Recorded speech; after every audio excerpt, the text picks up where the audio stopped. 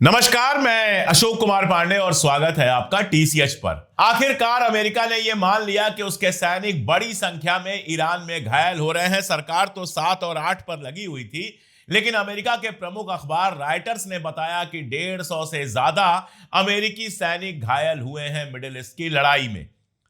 Iran पहले ही दावा कर चुका है कि 250 से ज्यादा अमेरिकी सैनिक मारे गए हैं। बहरीन में याद कीजिए, जो वो होटल क्राउन प्लाजा था, उसमें अमेरिकी सेना के बड़े ऑफिसर्स ठहरे हुए थे।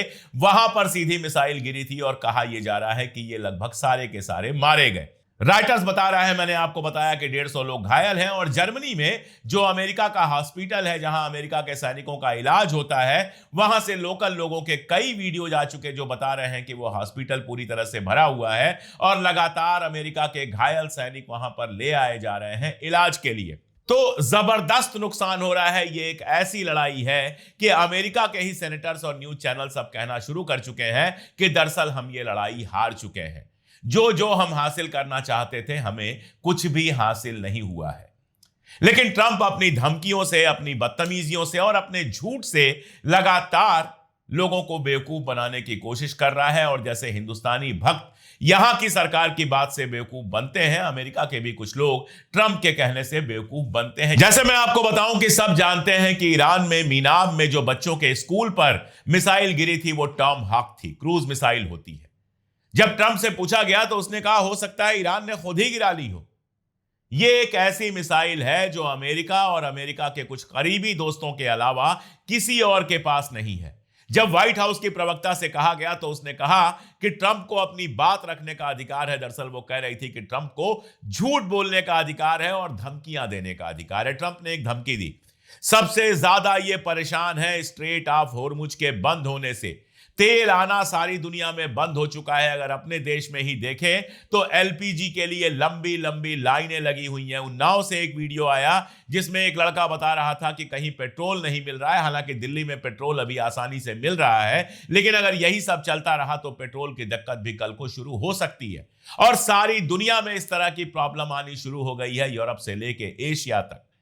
लगातार प्रेशर पड़ रहा है ट्रंप के ऊपर कि कैसे भी स्ट्रेट ऑफ होर्मुज खुलवाएं। तो उसने एक धमकी दी, ट्रूथ सोशल पर उसने धमकी दी कि अगर स्ट्रेट ऑफ होर्मुज नहीं खुला तो हम क्या करेंगे, हम ईरान पर बम गिराएंगे और बम गिराएंगे, ईरान को पूरी तरह से तबाह कर देंगे, बर्बाद कर देंगे। वही जो गुंडों की भाषा होती है, उसी भाषा में ट्रंप ने वो ट्वीट किया, या आप कह सकते हैं ट्रूथ सोशल किया। उसका जवाब दिया अली लारिजानी ने। अली लारिजानी ने कहा कि ईरान ऐसी धमकियों से नहीं डरता है, हम आशुरा के देश हैं, हम हुसैन के मुल्क हैं, हम इस तरह की लड़ाइयों से और इस तरह की धमकियों से नहीं डरते हैं। तुम्हें जो करना है करो, लेकिन स्ट्रेट ऑफ होर्मुज नहीं खुलेगा। और जब इतने से भी काम नहीं चला तो झूठ बोला गया। अमेरिका के एक सेक्रेटरी क्रिस राइट ने ट्वीट किया बाकायदा कि हमारी एक जहाज स्ट्रेट ऑफ होर्मुज से पास हो गई है। और जब उसने ट्वीट किया तो ट्रंप ने तुरंत कहा कि देखो, ईरान की जो बंदिश लगाई गई है स्ट्रेट ऑफ होर्मुज पर, वो हमने तोड़ दी और हम एक जहाज वहां से निकालने में कामयाब हो गए। इस बार जवाब दिया मोहम्मद बाकिर गालिबाफ ने, जो ईरान के स्पीकर हैं, ईरान की संसद के स्पीकर हैं। उन्होंने कहा कि ये जो जहाज तुम्हारा पार किया है, ये किसी वीडियो गेम में पार किया होगा, क्योंकि स्ट्रेट ऑफ होर्मुज से तो हम कोई जहाज पार नहीं करने देंगे। अब सच कौन बोल रहा था, इसका अंदाजा इसी से लगा लीजिए कि थोड़ी देर बाद क्रिस राइट ने अपना ट्वीट डिलीट कर दिया। सीधी सी बात है, झूठ बोला गया था। जब यह ट्वीट लिखा गया तो अमेरिका का मार्केट ऊपर चला गया, तो मार्केट से झूठ बोलकर उसको ऊपर उठाने के लिए यह लिखा गया था। और उसके बाद जब ट्वीट डिलीट होता है तो मार्केट फिर से गड्ढे में जाने लगता है।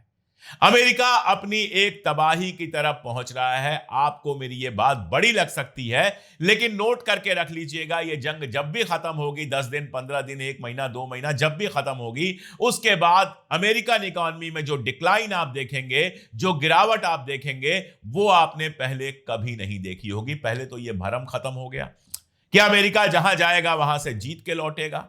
जिसको चाहेगा गद्दी पर रहने देगा, जिसको चाहेगा गद्दी से उतार देगा, जिस जनता को चाहेगा क्रश कर देगा, जिस अवाम को चाहेगा तबाह कर देगा। ये जो भरम बनाया हुआ था अमेरिका ने, ये भरम अब पूरी तरह से खत्म हो गया है। और ये भरम खत्म किया है ईरान ने, इसलिए दुनिया भर की हक पसंद जनता इस समय ईरान के साथ जाकर खड़ी हो गई है। दूसरा भरम खत्म किया कि अमेरिका जहां जाएगा ब्रिटेन, फ्रांस, कनाडा, ऑस्ट्रेलिया सब अपनी आर्मी भेज देंगे। नहीं, इस लड़ाई में नाटो शामिल नहीं हुआ। इस लड़ाई में किसी और मुल्क ने अपने सैनिक नहीं भेजे हैं। अमेरिका खुद ही सैनिक भेज रहा है। लिंडसे ग्राहम रोज रो रहा है टीवी चैनलों पर आकर कि अरब मुल्क हमारा साथ नहीं दे रहे हैं, और अरब मुल्क सीधा जवाब दे रहे हैं कि हम इस जंग में शामिल नहीं होंगे। तो एक तो अमेरिका का बनाया हुआ यह भरम टूट गया ईरान के अंदर कि वो जिसको चाहे हरा सकता है, और दूसरा ट्रंप ने जिस तरह की बदतमीजियां की थी और जिस तरह बिना किसी से सलाह लिए नेतन्याहू के हुक्म पर ईरान के अंदर हमला किया, उसके बाद उसके जो पुराने दोस्त थे उन्होंने साथ देने से इनकार कर दिया। तो इस समय दुनिया में असल में यह अकेला करना चाहते थे ईरान को, लेकिन अकेले पड़े हैं नेतन्याहू और ट्रंप, जिनके अपने मुल्कों में इनकी जबरदस्त मुखालिफत हो रही है। तो यह लड़ाई ट्रंप को पूरी तरह से भारी पड़ रही है। मैं आपको बताऊं, एक अमेरिकन सीनेटर हैं, वो कल ब्रीफिंग थी, वहां गए और वहां से लौट के आए, और उसके बाद उन्होंने कहा कि इस जंग पर जो 2 घंटे की ब्रीफिंग हुई है उससे मैं लौट के आया हूं और मैं ये कह सकता हूं कि यह लड़ाई पूरी तरह से बेकार की है। यह लड़ाई हम हार चुके हैं। जो हमने लक्ष्य बनाया था, जो कहा था कि ये हमारे लक्ष्य हैं, इनको हमको पूरा करना है, उनमें से हम कोई भी पूरा नहीं कर पाए, और हम जो है वो वहां से हार कर लौट रहे हैं। वहीं एक और सीनेटर गए हुए थे, रिचर्ड ब्लूमेंथल, जो डेमोक्रेट सीनेटर हैं, उन्होंने कहा कि अमेरिका जमीन पर अपनी आर्मी उतार सकता है, उसकी तैयारी चल रही है। और इतना यकीन जानिए कि पहले ही लारिजानी कह चुके हैं, पहले ही अरागची कह चुके हैं कि अगर जमीन पर अमेरिकी सैनिक आते हैं, हम उनका इंतजार कर रहे हैं, हम तैयार बैठे हैं। अगर वो जमीन पर आएंगे तो जहाजों में बैठकर, लेकिन जाएंगे अपने अपने ताबूत में। अफगानिस्तान एक एग्जाम्पल है, और भी एग्जाम्पल दुनिया में है। वियतनाम का वार जिनको याद होगा वो एग्जाम्पल है कि जमीन पर अमेरिकी आर्मी जो है उसकी क्या दुर्गति होती है। अगर आप हॉलीवुड की फिल्में देखकर ये सोच रहे हैं कि अमेरिकी सैनिक जाते हैं और कहीं भी जो चाहे वो करके आ जाते हैं, तो वो सिर्फ फिल्मों में होता है। जैसे फिल्मों में ही धुरंधर जैसी फिल्म में एक आदमी हिंदुस्तान से जाता है और पाकिस्तान में वो सब कुछ करके लौट आता है जो करना चाहता है। हकीकत में ये चीजें इतनी आसान नहीं होती, और ईरान जितना बड़ा मुल्क है, वहां अगर अमेरिका के सैनिक आएंगे तो उनका क्या हाल होगा, इसका अंदाजा कोई भी लगा सकता है। जहां तक इजराइल का हाल है, इजराइल की तबाही इस कदर हो रही है कि पूरी तरह से सेंसर लगाया गया है कि कोई उस तबाही को दिखा ना पाए। आप कहेंगे आप रोज ये बात कहते हैं, आज अलग से क्यों कह रहे हैं? इसलिए कह रहा हूं कि फ्रांस के अखबार ने बाकायदा इस बात की तस्दीक की है। फ्रांस के अखबार ने बाकायदा लिखा है कि यहां पर इतने सेंसर लगाए गए हैं कि हम कुछ भी दिखा नहीं सकते। यहां तक कि फॉक्स न्यूज जैसा टीवी चैनल, जो पूरी तरह से ट्रंप का गोदी मीडिया है, वो भी अपने लाइव शोज में कह रहा है कि यहां पर सेंसर लगा हुआ है और उस सेंसर के चलते हम कुछ भी दिखा नहीं सकते। और इसके बावजूद इतना कुछ दिख रहा है इजराइल से, जो ये बताने के लिए बिल्कुल नॉर्मल है, बिल्कुल काफी है ये बताने के लिए कि इजराइल ने ऐसी तबाही अपनी जिंदगी में नहीं देखी। ज्यादा जिंदगी नहीं है, 70-75 साल की जिंदगी है इजराइल की, लेकिन इस जिंदगी में इजराइल ने कभी इतनी तबाही नहीं देखी जो ईरान से इस जंग में उसको लगातार देखनी पड़ रही है। लगातार वीडियोस वहां से आ रहे हैं सेंसर के बावजूद। वीडियोस बनाने पर 5-5 साल की सजा मुकर्रर की गई है, और उसके बावजूद लोग वीडियोस बनाकर डाल रहे हैं, जिससे दिख रहा है कि वहां किस तरह की तबाही आई है। जो वीडियोस नहीं बना पा रहे हैं, डर रहे हैं, वो लिख रहे हैं कि कल की रात कितनी भारी पड़ी है। पूरी रात लगातार सायरन बजते रहे, मिसाइलें गिरती रहीं, और जो मिसाइलें इस बार ईरान ने इस्तेमाल की हैं वो क्लस्टर मिसाइल है। क्लस्टर मिसाइल के बारे में समझिए कि एक मिसाइल जाती है और उस मिसाइल की गोद में, उसमें जो केबिन्स बने होते हैं, गोद बनी होती है, उसमें सैकड़ों और छोटी छोटी मिसाइल्स होती हैं।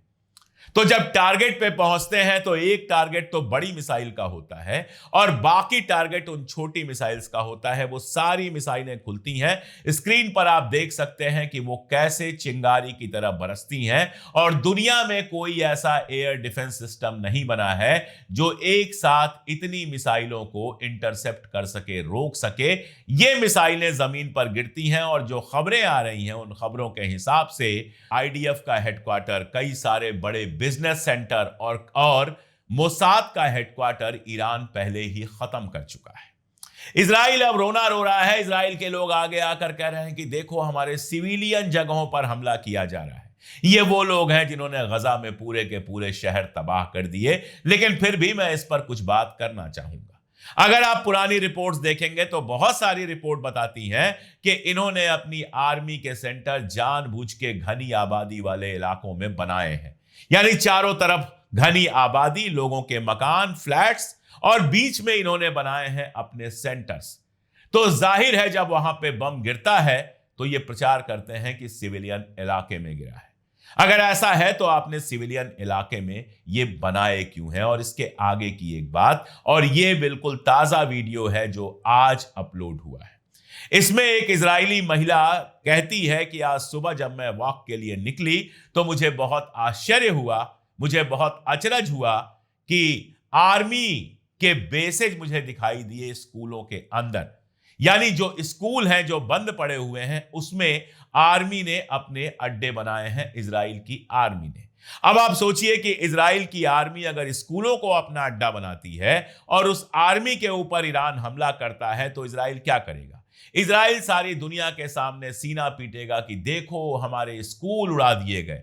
सवाल तो यह है कि स्कूल के अंदर आपने बेस बनाया क्यों है? और यह दुनिया में कोई और नहीं कह रहा है, आपकी ही एक नागरिक टहलते हुए वीडियो बनाकर यह बात बता रही है। तो इतना तो वो है जो बाहर आया है, बाकी इन्होंने जाने क्या क्या किया है, कहां कहां मोसाद के सेंटर बनाए हैं, कहां कहां आईडीएफ के सेंटर बनाए हैं। तो जाहिर है उन जगहों पर बम गिरेगा। और एक बात और है कि कोलैटरल डैमेज तो होता है। ईरान में भी कोलैटरल डैमेज हुआ, जहां इन्होंने बम गिराए हैं उसमें बहुत सारे नागरिक मारे गए, आम शहरी मारे गए। गजा में तो जानबूझकर आम शहरियों को मारा गया। तो यह नहीं हो सकता है कि इजराइल में बम गिरे तो वो ये पहचान कर पाए कि कौन शहरी है और कौन आईडीएफ का मेंबर है। तो यह नुकसान तो होना है। शुरुआत आपने की है, खत्म ईरान करेगा। जो जो आप करते जा रहे हैं ईरान पलट के कर रहा है। आपने ईरान के आयल सेक्टर पर हमला किया, आयल डिपो पर हमला किया, पलटकर हाइफा के आयल डिपो पर ईरान ने उससे भी जबरदस्त हमला किया। आपका सारा शहर घंटों के लिए अंधेरे में डूब गया। पावर सेंटर्स पे हमला किया। नतीजा क्या हुआ? नतीजा यह हुआ कि अमेरिका अब कह रहा है इजराइल से कि जब तक हम ना कहें तब तक किसी आयल डिपो पर तुम हमला ना करना। वो जानता है कि बहरीन में जिस तरह का हमला किया डिसैलिनेशन प्लांट पर, जिस तरह से दुबई में आयल डिपो पर हमला किया, जिस तरह से बाकी जगहों पर हमला किया, जिस तरह से इजराइल के हाइफा में आयल डिपो पर हमला किया, अगर ये हमले होंगे तो आयल डिपो बंद कर दिए जाएंगे, पेट्रोल डीजल की सप्लाई, गैस की सप्लाई और कम हो जाएगी और सारी दुनिया में हाहाकार मच जाएगा। इसलिए अमेरिका अब मिन्नत कर रहा है इजराइल से कि आयल वाले इलाकों पर हमला मत करो। वैसे इजराइल अमेरिका की बात कब सुनता है? उसको जो करना है करेगा। उसका डर अमेरिका नहीं है, क्योंकि अमेरिका में तो सारे उसके गुलाम गद्दियों पर बैठे हुए हैं। उसका डर ईरान है, क्योंकि ईरान ने साफ कर दिया है कि आप जो करोगे उसका बदला वैसे ही मिलेगा। अब ईरान एक पुराना और मोरल मुल्क है, इसलिए स्कूली बच्चों पर बम तो वो नहीं गिरा सकता। लेकिन आयल डिपो पर गिराओगे तो आयल डिपो पर गिराएगा, एनर्जी सेक्टर पे गिराओगे तो एनर्जी सेक्टर पे गिराएगा, हेडक्वार्टर्स पे गिराओगे तो हेडक्वार्टर्स पे गिराएगा। एक के बदले 3 बम गिराएगा। ये ईरान ने बिल्कुल साफ कर दिया है और केवल जबानी बात नहीं है, लगातार जमीन पर वो बम गिर रहे हैं। हालत यह है, जब हम कह रहे थे कि अमेरिका का डिफेंस सिस्टम बर्बाद हो चुका है, अमेरिका के जो एयर डिफेंसेस हैं वो खत्म हो चुके हैं, तो लोगों को भरोसा नहीं हो रहा था।